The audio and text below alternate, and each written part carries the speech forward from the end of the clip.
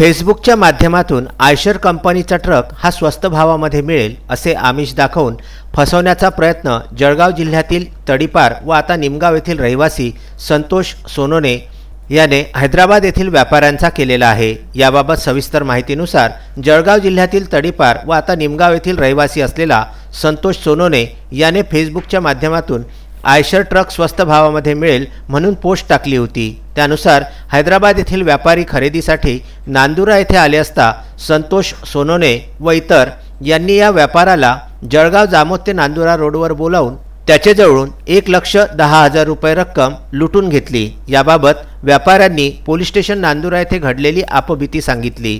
त्यानुसार नवनियुक्त पोलीस निरीक्षक सुरेश नाईक नवरे यांनी तात्काळ तपास चक्रे फिरवून व गोपनीय सूत्रांचा आधार घेत व्यापाऱ्यांनी सांगितलेल्या वर्णनानुसार सापळा रचून काही तासाच्या आत आरोपीला अटक केली, तर इतर आरोपी फरार आहेत।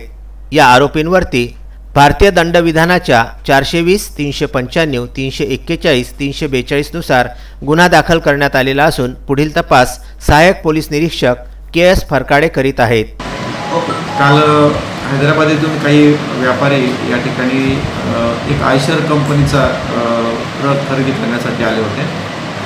तर त्यातील ते जे आरोपी आहेत त्यांनी एकानं फेसबुकवर फिर्यादीच्या अकाउंटवर त्या ट्रकचा नंबर आणि त्याची किंमत लिहून त्याचा मोबाईल नंबर दिला होता। त्यामुळं ती हैदराबादची पार्टी जी आहे ती या नंबरवर आणि या ट्रक घेण्यासाठी म्हणून नांदुरा येथे आले होते।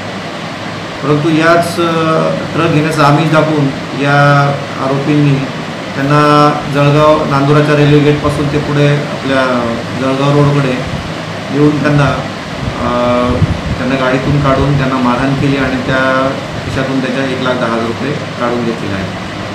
तर यामध्ये तात्काळ जशीच माहिती आमच्या नांदुरा पोलिसांना मिळाली तर तात्काळ आम्ही त्या लोकांना विचारपूस करून संशयित लोकांचं माहिती घेतली असता त्यामध्ये एक संतोष सोनोने जो तडीपार आहे जळगाव जिल्ह्यातला याच्याबद्दल माहिती मिळाली।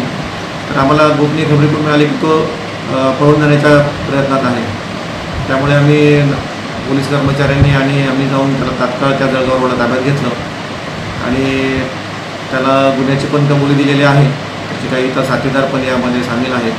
त्यामध्ये आम्ही 84,000 रुपयाची रक्कम जप्त पण केलेली आहे आणि आता इतर आरोपीसुद्धा पकडण्यासाठी आमचे शोधपत्र रवाना झालेले आहे। लवकरच आम्ही इतर आरोपींनासुद्धा अटक करून हा गुन्हा आम्ही उघडकीस आणलेला आहे।